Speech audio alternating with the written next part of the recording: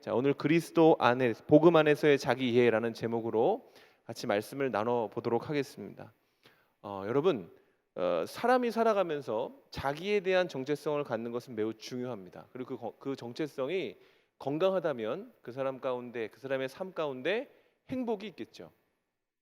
예전에 미국 캘리포니아주라는 곳에서 이 사람의 자존감을 올리기 위한 프로젝트를 진행한 적이 있다고 합니다. 교육 프로젝트였는데 그것이 어떤 거냐면 그 아이들에게 스스로를 칭찬하게 하는 겁니다. 거울 기법이라고 해가지고 자기 거울을 보면서 자기의 장점을 찾고 끊임없이 자신을 칭찬하게 했다고 해요.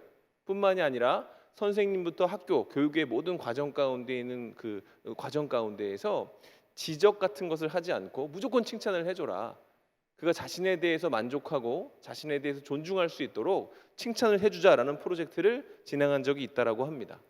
이러한 프로젝트를 진행했던 이유는 뭐냐면 이 아이들, 학생들의 자존감이 올라가면 그 사람들의 삶 가운데 어떤 행복감이 올 것이다.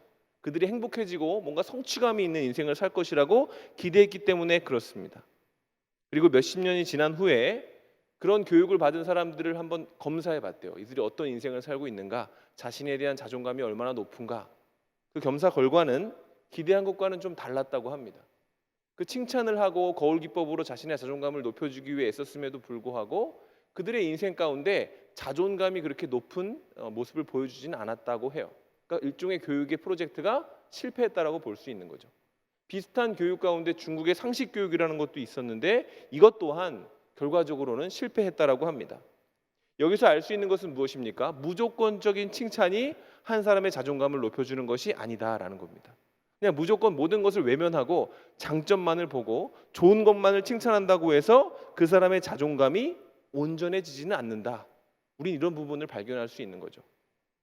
한 조사에 따르면 우리나라의 성인 중 약 30%가 치료가 필요한 우울증이나 분노 조절 장애의 징후를 보인다고 합니다. 무려 30%입니다. 어마어마한 숫자죠. 사람들은 이 문제의 핵심을 뭘로 보냐면 낮은 자존감에서 찾습니다. 저 사람이 살면서 뭔가 어려움을 경험했기 때문에 자기를 존중받지 못했기 때문에 그 안에 우울감이 있고 분노를 조절하지 못하는 성품이 있다라고 보는 것이죠. 그러니까 이런 부분 또한 어떻게 해결하려고 하냐면 다시 예전에 실패했던 그 방법으로 가는 것 같아요.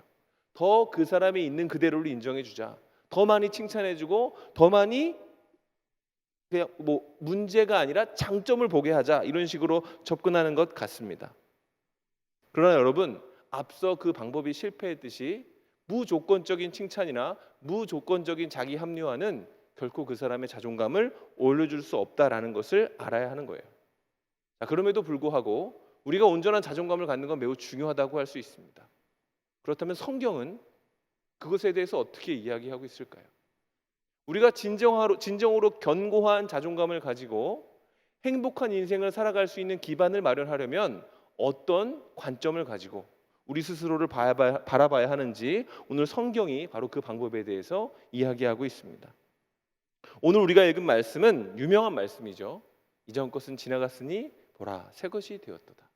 이 말씀을 제대로 이해하기 위해서는 먼저 이 본문의 배경이 되고 있는 고린도 교회가 어떤 교회인지를 한번 이해해 볼 필요가 있습니다. 여러분, 고린도는 그 당시에 어떤 도시였냐면 문화의 중심지였어요. 고린도 하면 헬레니즘의 중심지였습니다. 모든 유행이 거기서부터 나왔습니다. 철학과 예술이 바로 그곳에 흘러 넘치고 있었어요. 그 당시 정치적으로 세상을 지배하는 것은 로마였지만 사람들의 마음 가운데 멋있다, 좋다라고 생각하는 것은 고린도에 다 있었다라는 것이죠.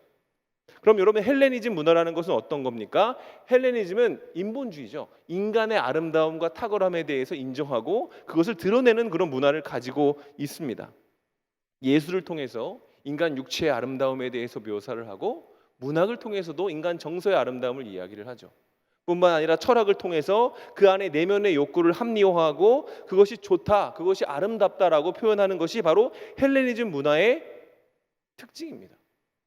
오늘날 문화와 아주 맥을 같이 한다라고 볼 수 있어요. 인본주의적이라는 것이죠. 여러분, 이 시대의 문화를 한번 보십시오. 모든 분야에서 강조하는 것이 뭐냐면 인간의 탁월함입니다. 인간의 아름다움이죠. 신이 될 수 있다라고도 얘기를 하죠. 예술가와 철학자들은 그래서 우리 안에 들끓고 있는 욕구와 갈망들을 대함에 있어서 그것을 분별해야 된다라고 말하지 않고 뭐라고 합니까? 인정해야 된다라고 이야기를 합니다. 그걸 분별하고 자제할 필요가 없다, 절제할 필요가 없다, 그것을 인정하고 받아들여야 한다라고 얘기하는 것이 이 시대의 대세라고 볼 수 있는 거예요. 그리고 안타깝게도 이런 부분 때문에 이 시대의 문화는 마치 고삐 풀린 말처럼 폭주하고 있어요. 모든 욕망들이 제어 없이 흘러나오고 있다는 거죠. 그리고 그에 대해서 가장 많이 영향을 받는 세대가 바로 청소년과 청년들이라고 볼 수 있습니다. 상황이 이렇다 보니까 현실 왜곡과 부정도 만만치가 않죠. 그래서 얼핏 보면 모든 사람들이 자유로워 보이지만 사실은 모든 사람들이 자유롭지가 않습니다. 마치 회칠한 무덤처럼 겉은 그래도 잘 사는 모습처럼 보이지만 그 속 안에는 뭔가 해결되지 않는 어려움과 아픔들이 소용돌이 치고 있다는 것이죠. 여러분, 고린도도 딱 그랬어요. 딱. 고린도는 그 당시 사람들이 동경하는 그런 도시여서 그 안에 있는 예술과 철학들은 사람들의 지지를 받았어요. 그러나 사실 그 안에는 말할 수 없는 추악함이 흐르고 있었습니다. 한 예로 그 당시에 이제 고린도 하면 도서관 같은 게 많았어요. 근데 그 당시 남편이 나 도서관 갈게 이러면 부인들이 다 말렸다고 해요. 그 이유가 뭔지 아십니까? 그 도서관 바로 옆에 사창가가 있었다 그래요. 그런 문화가 매우 발달한 거죠. 그러니까 겉으로는 공부하러 간다고 하지만 그들의 실상 가운데는 쾌락을 추구하는 모습이 일반적이었다라는 거예요. 이것뿐만 아니라 그 당시 고린도에는 온갖 잘못된 것들, 부정된 것들이 흘러넘치면서도 그것을 합리화할 수 있는 철학과 예술들이 가득했다라는 것이죠. 곳곳에 인간의 아름다움을 기가 막히게 표현한 조각상들이 즐비했지만 바로 그 아래에서는 세상의 그 어떤 모습보다 비참하게 버려진 사생아들이 구걸하는 모습들이 바로 고린도라는 도시 안에 있었던 풍경이었습니다. 그래서 당시 고린도는 칭송받기도 했지만 동시에 조롱받기도 했던 그런 도시예요. 그 시대에 고린도 사람 같다라는 표현이 있었다고 합니다. 이 표현은 어떤 뜻이냐면 너 세련됐다라는 뜻이 아니에요. 너 고린도 사람 같다 이런 뜻은 뭐냐면 너희 안에 음란함이 있다 이런 뜻입니다. 너 되게 자유분방하구나, 절제가 없구나 이런 의미로 고린도 사람 같다라고 표현을 했다라는 거예요. 여러분, 그리고 이것이 바로 고린도인들의 맨 얼굴이었어요. 고린도인은 겉으로는 고상함과 아름다움에 대해서 이야기를 했지만 우아함을 흉내냈지만 실제로는 더러운 욕망과 탐욕을 채워가며 살아가고 있었기 때문에 사실 영적으로 고린도라는 도시는 사막이었습니다. 광야였습니다. 그런데 하나님의 은혜, 전적인 하나님의 은혜로 그 고린도라는 도시에 교회가 세워진 겁니다. 바울은 그 고린도에서 무려 1년 6개월간 머물면서 전력을 다해서 사역했어요. 고린도서를 보면 바울이 얼마나 그들에게 책 잡히지 않기 위해서 노력했는지가 잘 드러나 있습니다. 어쨌든 그 노력과 하나님의 은혜로 고린도 교회가 태동되어지고 무럭무럭 자라나서 그 당시 교회 가운데 고린도 교회는 자랑거리가 됐어요. 이런 거죠. 하나님의 능력을 보라. 고린도라는 도시에 교회가 세워졌다. 그러나 1년 6개월 후 바울이 떠나면서 무서운 요요 현상이 일어나기 시작합니다. 고린도 교회 안에 분열이 일어난 것은 물론이고 잠복해 있던 악한 구습들이 그들 안에 되살아나기 시작을 한 것이죠. 교회의 본질을 훼손하는 분열과 타락의 원인은 그렇다면 무엇이었을까요? 바울은 그것을 무엇이라고 보면서 지적하고 있는 것일까? 결론부터 얘기하면 그 근본적인 원인은 뭐였냐면 바로 교만이었습니다. 교만. 여러분, 교만이라는 단어는 사실 신약에서 14번이나 사용이 되는데 고린도 전서에만 무려 6번 정도가 사용되고 있습니다. 그리고 우리가 여기서 눈여겨봐야 될 부분은 뭐냐면 이 교만이라는 단어가 이 바울이 고린도에 있는 교만을 지칭하며 사용할 때 지금 이 본문에서 그 단어를 좀 바꿔서 쓰고 있다는 거예요. 당시 교만을 표현하는 일반적인 헬라어는요, 휘프리스입니다. 휘프리스. 근데 여기 이 본문에서 교만에 대해서 이야기할 때 바울이 고린도 교회의 교만을 얘기할 때 사용하는 것은 뭐냐면 바로 푸시우입니다. 푸시우. 이거는 풀무라는 뜻이에요. 우리 그냥 이미지를 한번 볼까요? 왜 아궁이에 불을 더 떼기 위해서 막 풀무질을 하잖아요. 뭐죠? 저런 풀무를 의미하는 것이 바로 푸시우입니다. 그러니까 그림 언어를 통해서 사람들에게 좀 더 그 말하고자 하는 것을 더 분명하게 이야기하려고 했다라는 것이죠. 왜 그런가? 바울은 이 풀무의 이미지를 통해서 어떤 것을 강조하고 싶었던가, 제가 보기엔 세 가지 정도가 있는 것 같아요. 그들이 가지고 있는 교만함의 본질을 세 가지로 요약하고 있습니다. 그것이 뭐냐면 첫 번째는 공허함이고, 두 번째는 분주함이고, 세 번째는 연약함입니다.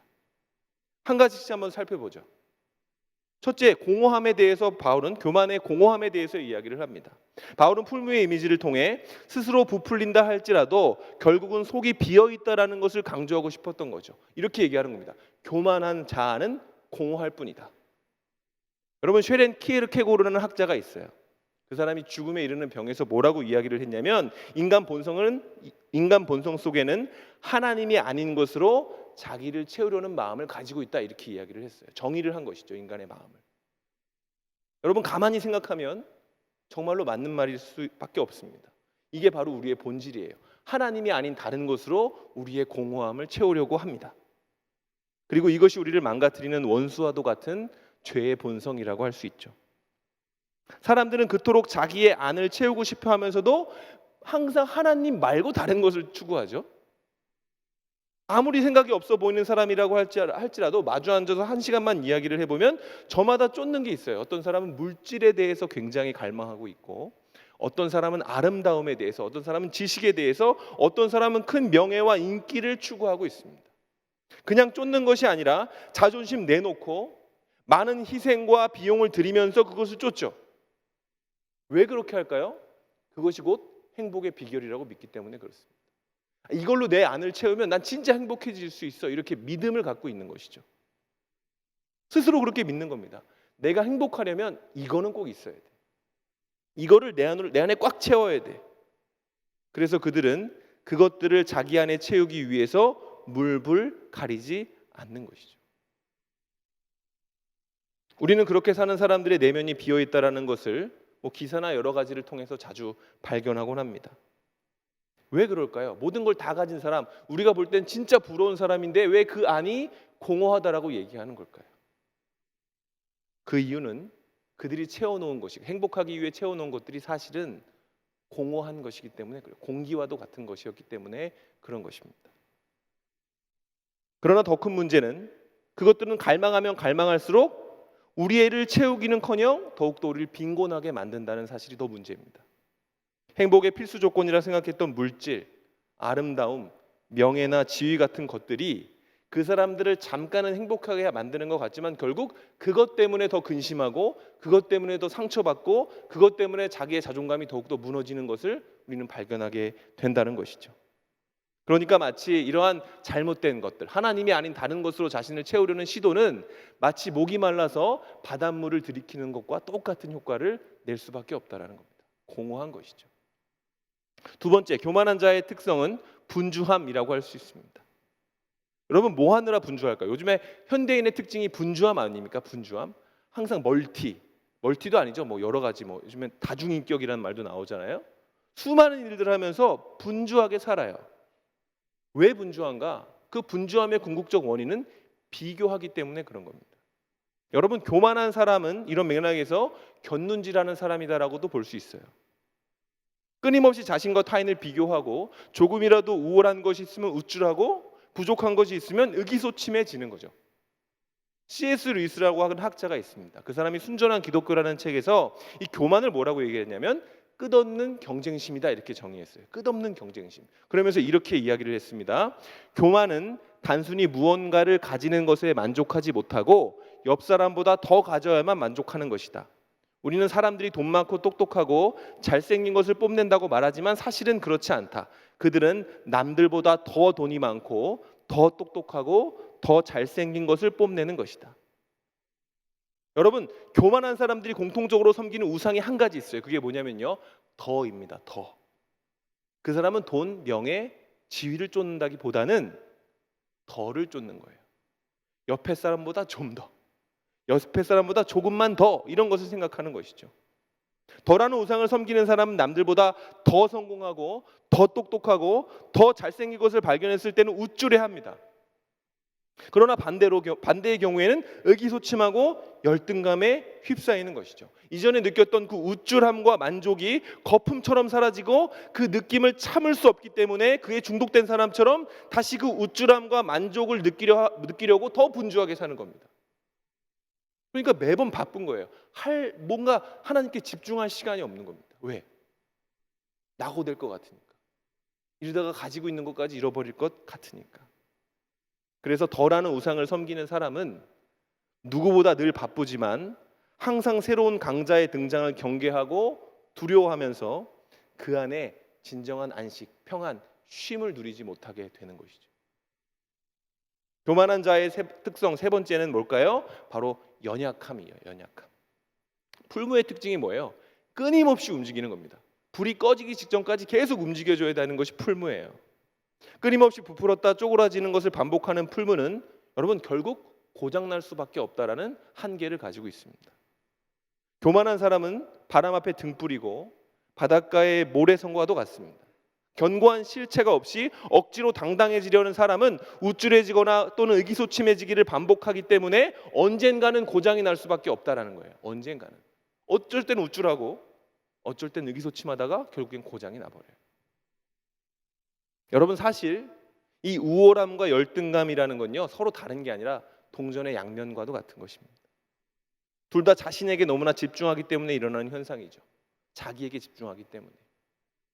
우월감에 사로잡힌 사람은 패배나 연약함에 대해 인정하지 못합니다. 그는 마치 팽팽하게 당겨진 화살 시위와도 같아서 언제 끊어져도 이상하지 않은 그런 상태라고 볼 수 있어요.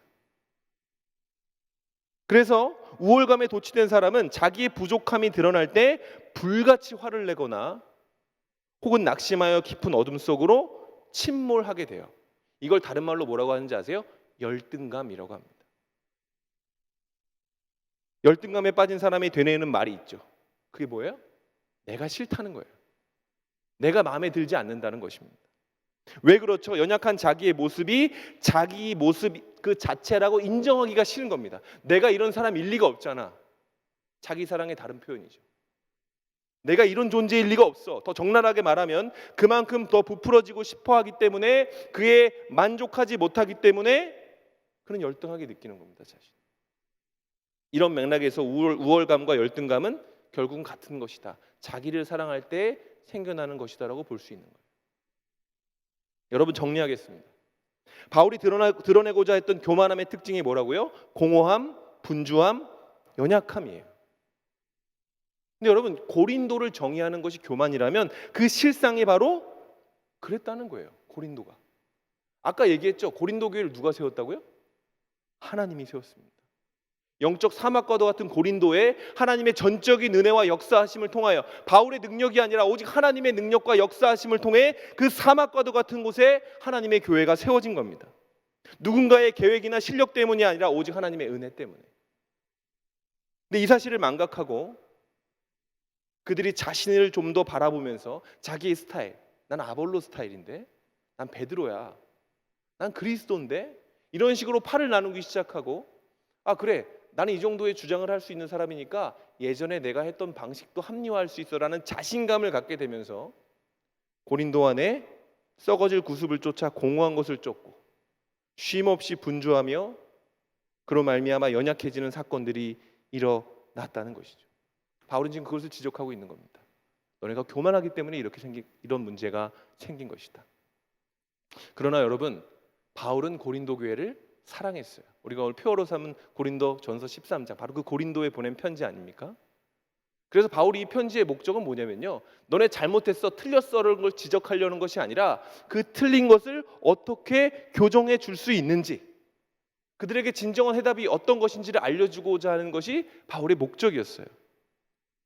풀무의 이미지를 통해서 고린도 교회가 가진 그 교만의 근본적인 한계와 문제를 설명했던 바울은 거기서 멈추고 끝난 것이 아니라 어떻게 하냐면 자기가 가지고 있는 새로운 이해에 대해서 알려줍니다. 교만함으로 바라보는 자기 이해가 아니라 다른 자기의 이해, 복음 안에서의 자기의 이해를 제시하기 시작하는 것이죠. 여러분 당시 사실 바울은 많은 비방과 오해 가운데 놓여져 있던 사람이에요. 엄청난 비방자들이 바울의 약점을 들춰내면서 온갖 악플들을 달고 있었어요. 사도로서 그의 자격을 지적하는 것은 물론이고요. 뭐 머리가 없다, 머리카락이 없다, 이런 아주 그런 공격적인 말들로 시작해서 설교를 못한다. 뭐 별의별 거 아주 별의별 트집을 다 잡아가면서 야, 바울 같은 사람을 이렇게 반문하던 사람들이 많았다라는 거예요. 근데 이에 대한 자신을 무진장 깎아내리는 그 사람들에 대해 바울이 뭐라고 얘기하는지 아십니까? 고린도후서 11장에 이렇게 얘기합니다. 원하건대 너희는 나의 좀 어리석은 것을 용납하라. 청하건대 나를 용납하라. 그런가 하면 내가 부득불을 자랑할진대 내가 나의 약한 것을 자랑하노라. 이렇게 이야기를 합니다. 바울은 변명하지 않습니다. 인정합니다. 그래, 나 연약하고 나 약하고 나 어리석어, 이렇게 얘기를 하는 거예요. 실제로는 그런 사람도 아니죠. 엄청 똑똑한 사람이지만요. 자신의 어리석음과 연약함을 인정하는 것은 물론 더 나아가서 자신의 자랑거리가 바로 이 약함 가운데 있다, 이렇게 얘기하고 있는 겁니다. 그리고 이 인정 안에서 바울은 자신이 가지고 있는 한 가지 확신에 대해서 이렇게 고백을 했습니다. 나는 지극히 크다는 사도들보다 부족한 것이 조금도 없는 줄로 생각하고 있다. 오, 상반되죠? 나는 연약하고 부족하고 엉망이지만 부족하지만 나는 사도들에 비해서 내가 부족하다고 생각하지 않습니다. 어떻게 그는 부족함을 인정하면서도 이러한 큰 확신을 가지고 담대하게 비방자들 앞에 설 수 있었던 것일까? 그 답이 오늘 본문입니다. 우리 본문을 같이 한번 읽어보도록 하겠습니다. 14절부터 15절입니다. 자, 시작. 그리스도의 사랑이 우리를 강권하시는도다. 우리가 생각하건대 한 사람이 모든 사람을 대신하여 죽었은즉 모든 사람이 죽은 것이라. 그가 모든 사람을 대신하여 죽으심은 살아있는 자들로 하여금 다시는 그들 자신을 위하여 살지 않고 오직 그들을 대신하여 죽었다가 다시 살아나신 이를 위하여 살게 하려 함이다. 이게 바울이 가지고 있는 자기 이해였어요. 바울은 어떻게 사도가 되었습니까? 여러분, 바울은 박해자였습니다. 예수 믿는 사람을 골라가면서 죽이는 사람이었어요. 그 자기가 가지고 있는 그 탁월함을 가지고 사람을 살리는 일을 한 것이 아니라 사람을 잡아 죽이는 일을 했던 그런 사람이에요. 흉기와도 같은 사람이었죠. 근데 그런 바울을 예수님이 찾아오셨죠. 다메섹 도상에서. 그리고 그를 정복하셨습니다. 그를 찾아오심을 통해서 돌같이 단단해진 그 바울의 교만한 자아가 깨어지고 바울이 본 것은 무엇이죠? 그 깨어진 틈 사이로 들어오는 하나님의 사랑을 본 겁니다. 여러분, 아무리 울창한 숲도 모든 빛을 막을 수는 없는 거예요. 아무리 내 안에 내가 많다 할지라도 하나님의 은혜가 햇빛처럼 부어지면 그 햇빛 같은 은혜가 그 숲을 뚫어낼 수 있다. 이것이 성경이 말하고 있는 것이죠. 그리고 그 빛을 통해 본 자기의 모습이 어땠냐면 인정하기 힘들 정도의 흉측한 죄인의 모습이었다는 것이죠. 자기의 한계를 봅니다. 오호라, 나는 공고한 자로다. 나는 죄인 중에 괴순이라. 근데 어떻게 이런 절망적인 자기 이해를 가지고 바울은 침몰하지 않을 수 있었는가? 오히려 더 살아남아서 수많은 사람들에게 생명을 전하는 믿음의 용사가 될 수 있었는가?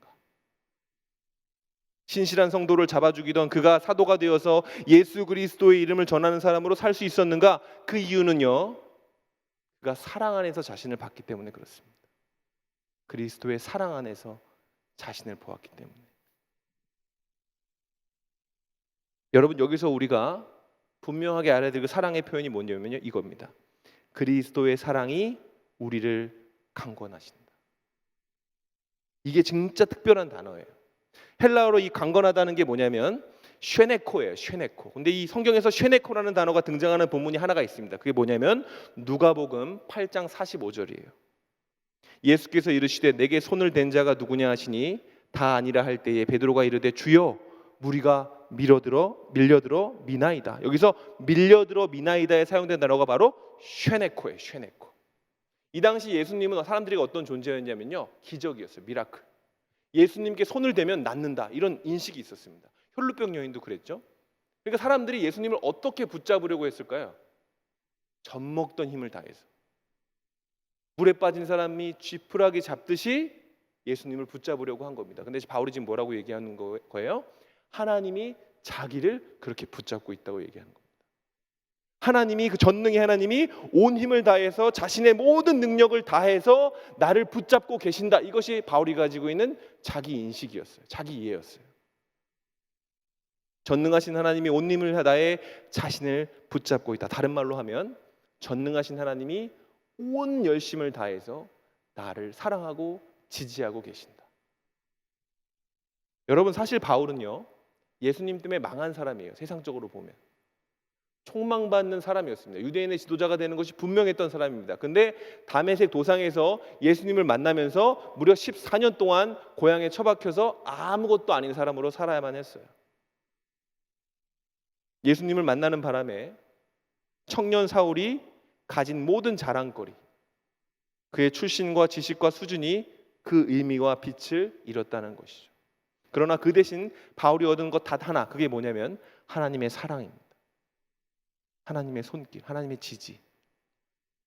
그리고 그 손길과 사랑 때문에 바울이 어떤 걸 경험한 거예요? 자유를 경험한 거예요.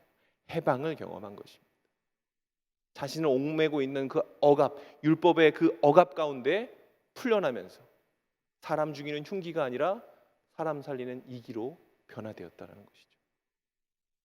성경은 그 하나님의 손길이 오늘 우리에게도 향하고 있다라고 말하고 있어요. 바울만 그렇게 사랑하는 것이 아니라 우리도 하나님이 그렇게 붙잡고 계시다. 그 증거가 뭡니까? 십자가입니다. 하나님의 열심. 난 너희를 위해 목숨을 걸었어. 그 직접적인 표현이 뭐예요? 십자가입니다. 다 걷다. 난 너한테 다 건다. 하나님은 온 힘을 다해서 자신의 모든 것을 걸고 우리를 붙잡고 계시는 분입니다. 우리에겐 그렇습니다. 우리 하나님을 믿는 우리에게는 그렇습니다. 그러므로 복음 안에서의 자기 이해란 무엇입니까? 복음 안에서의 자기 이해는 그리스도의 강권하시는 사랑 안에서 자신을 인식하는 겁니다. 그리스도의 강권하신 사랑 속에서 자신을 바라보는 사람의 특징이 뭔지 아십니까? 자기를 파고들지 않아요. 그럴 시간이 없어요. 오히려 자신에게 점점 더 관심이 없어집니다. 대신 나를 붙잡고 있는 그 손길에 대해서 궁금해지죠. 도대체 내가 뭔데가 아니라 저 손이 뭔데 나를 붙잡고 있지, 이렇게 되는 겁니다. 지금까지 내 인생을 지배하고 있던 수많은 필요 조건들과 삶의 상처들, 나를 주눅들게 하고 분노하게 했던 이유들이 힘을 잃어가는 것을 느끼는 거예요. 그리스도의 손길 때문에, 하나님의 사랑 때문에, 그 열심 때문에. 그래서 그리스도 안에 자신을 이해한 사람에게는 여러분 우월감도 없고 열등감도 없는 것입니다. 그는 세상의 기준으로 살 수가 없어요. 왜 그렇습니까? 16절. 그러므로 우리가 이제부터 어떤 사람도 육신을 따라 살지 아니하노라. 비록 우리가 그리스도도 육신을 따라 알았으나 이제부터는 그같이 알지 아니하노라. 바울은 육신의 애를 도모하지 말라고 권면합니다. 이 말씀은 내 안에서 들끓고 있는 수많은 욕구들에 무릎 꿇지 말고, 청년들 그런 것들이 많잖아요, 우리 안에. 그렇죠? 그런 거에 무릎 꿇지 말고 어그러진 세상의 목소리나 대세가 되어버린 그 잘못된 생각들에 동조하거나 동의하지 말고 뭐라고 하는 겁니까? 구별되라는 겁니다. 구별되라. 왜? 하나님의 사랑을 받는 존재이기, 특별한 스페셜한 존재이기 때문에. 우리가 하나님의 사랑에 움켜쥐어진 사람이기 때문에,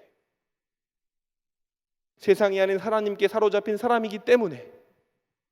여러분, 이 인식, 이 자기이해가 제대로 우리 안에 들어가면 특징이 뭔지 아세요? 우리는요, 세상을 거스를 수 있는 힘을 경험하게 되는 거예요. 소유하게 되는 겁니다. 궁극적으로 거룩해질 수 있는 거예요. 고귀하고 우아한 성품의 소유자, 예수님을 닮은 하나님의 자녀, 사람들이 밀어내는 사람이 아니라 사람들을 끌어들이는 사람, 같이 있고 싶은 사람, 따뜻하고 온유한 사람. 그리스도의 사랑을 더 깊이 깨달으면 내가 나를 거울을 보면서 칭찬하는 것이 아니라 예수님의 지지와 사랑을 경험하면 그렇게 되는 겁니다. 내가 아니라 주님의 사랑이 나를 사로잡고 있다는 사실, 내가 주님을 붙잡고 있는 것이나 내 열심과 내 영적 노력으로 주님을 내가 붙잡고 있는 것이 아니라 그리스도께서 나를 이미 움켜잡고 계시다는 사실을 이해하고 믿게 되면 여러분은 죄 가운데 살 수도 없고 죄 가운데 타협할 수도 없는 겁니다. 내가 세상의 신부가 아니라는 걸 알기 때문에, 내 신랑이 예수님이라는 것을 알기 때문에, 예수님이 좋아하는 방식으로 자신을 꾸미는 것이 행복하고 기뻐지는 거죠. 여러분, 복음을 통한 자기 이해가 바로 이런 겁니다. 진정한 자기 이해는 불완전한 나를 묵상함으로 깨닫게 되는 것이 아니라 이렇게 불완전한 나를 향해 뻗으신 그리스도의 손길을 묵상할 때 그분의 대단함에 대해 감탄하면서 자기를 다시 해석하게 되는 거예요. 우리가 묵상해야 될 것은 이런 맥락에서 뭐예요? 내 문제, 내 필요, 내 상처, 내 비전 아니죠. 세상의 소리나 평가, 여러분의 마음이 외치는 필요가 여러분을 지배하게 둘 필요가 없는 것이죠. 그보다 하나님의 강권하시는 사랑을 더 묵상해야 되는 겁니다. 다시 말해, 더 정확히 얘기하면 그리스도의 십자가의 의미를 여러분 더 깊이 깨달아야 되는 거예요. 저거 그냥 상징 아닙니다. 하나님의 뜻대로 사는 사람은 일단 자기를 사랑하지 않습니다. 반대로 자신을 혐오하지도 않죠. 복음으로 세워진 사람은 내가 아닌 예수님과 사랑에 빠진 사람이기 때문에 누구에게 관심이 더 많아요? 예수님에게 더 관심이 많아요. 그리고 그런 사람들은 이렇게 선포하게 되죠. 그리스도의 사랑이 우리를 강권하시는 도다. 우리가 생각하건대 한 사람이 모든 사람을 대신하여 죽었은즉 모든 사람이 죽은 것이다. 누가 우리를 그리스도의 사랑에서 끊으리요? 내가 확신하노니 사망이나 생명이나 천사들이나 권세자들이나 현재일이나 장래일이나 능력이나 높음이나 깊음이나 다른 그 어떤 피조물이라도 우리를 우리 주 그리스도 예수 안에 있는 하나님의 사랑에서 끊을 수 없느니라. 그리고 여기 더해서 이렇게 선포하게 되는 것입니다. 우리 17절을 같이 한번 읽어보겠습니다. 17절입니다. 시작. 그런즉 누구든지 그리스도 안에 있으면 새로운 피조물이라. 이전 것은 지나갔으니 보라 새 것이 되었도다. 아멘. 여러분, 새로운 피조물이 된 사람은요 편해집니다. 평안해집니다. 그는 거울에 비친 자기의 모습을 보면 우쭐하지도 않고요, 그렇다고 못마땅해 하지도 않습니다. 그래서 어떻게 돼요? 감사가 그의 것이 됩니다. 그는 지나간 일에 묶여 자신을 괴롭히지 않고 불확실한 미래에 벌벌 떠지 않는 사람이 되기 때문에 자유를 경험하게 됩니다. 새로운 피조물이 된 사람은 체면과 명성을 갈망하지도 않기 때문에 진정한 안식이 그의 것이 되는 것이죠. 쉼을 누리는 겁니다. 무엇이? 그리스도의 강권적인 사랑이 우리를 이렇게 만드는 겁니다. 성경이 약속하고 있어요. 주 예수를 믿는 자는 바로 그렇게 되는 겁니다. 제대로 믿으면. 왜냐하면 우리는 그리스도의 사랑에 이미 사로잡힌 사람들이기 때문에 우리를 만들어가는 건 우리의 의지가 아니라 누구예요? 하나님의 능력이기 때문에. 이걸 믿는 사람이 크리스찬이에요. 내 의지와 내 노력과 어떤 시스템이나 틀을 믿는 사람은 크리스찬이 아니고 하나님의 사랑과 전능하신 능력에 기대어서 자기를 볼 줄 아는 사람. 오호라, 내가 공고하다, 내가 죄인 중에 괴수다 하지만 하나님이 나를 버리지 않을 것을 아는 것이죠. 말씀을 마무리하겠습니다. 여러분, 2023년이 시작되었습니다. 시간이 많이 지났지만 한 해를 한번 가만히 살펴보면 우리가 가장 많이 묵상했던 것이 여러분 속에 머리에 딱 떠오를 거예요. 거기 예수님은 어느 정도의 지분을 차지하고 계신가요? 여러분의 문제와 비전, 여러분의 꿈, 여러분의 실패들, 그런 것들은 얼마나 묵상했고 그 실패들과 그런 묵상들을 덮을 하나님의 사랑에 대해서는 어느 정도 묵상하셨어요? 내 속으로 깊이 들어가는 것은, 내 필요를 깊이 묵상하는 것은 여러분 성경이 말하고 있는 행복해지는 방법이 아니에요. 이 빡빡한 세상을 살면서 우리가 더 자주 깊이 묵상해야 될 것은 뭐예요? 내가 아니라 우리를 사랑하셔서 십자가를 짊어지시고 그걸로 죽는 것으로 부족해서 우리를 너무 사랑하셔서 죽음을 뚫고 부활하셔서 그걸로도 부족해서 하늘로 승천하시고 나서도 우리 속에 거하시겠다고 약속하신 그 하나님입니다. 그래서 그 사랑을 평생 동안 묵상했던 바울이 노년에 이렇게 고백을 하죠. 내가 그리스도와 함께 십자가에 못 박혔으니 그런즉 이제는 내가 사는 것이 아니요 오직 내 안에 그리스도께서 사시는 것이다. 이제 내가 육체 가운데 사는 것은 나를 사랑하사 나를 위하여 자기 자신을 버리신 하나님의 아들을 믿는 믿음 안에 사는 것이라. 바울이 뭐라 그래요? 나를 사랑하사 나를 위하여. 사랑하는 여러분, 이 강권하시는 사랑이, 이 바울의 확신이 우리 것이 되어야 한다면 바울의 이 노년의 고백 또한 우리의 것이 되어야 하지 않겠습니까?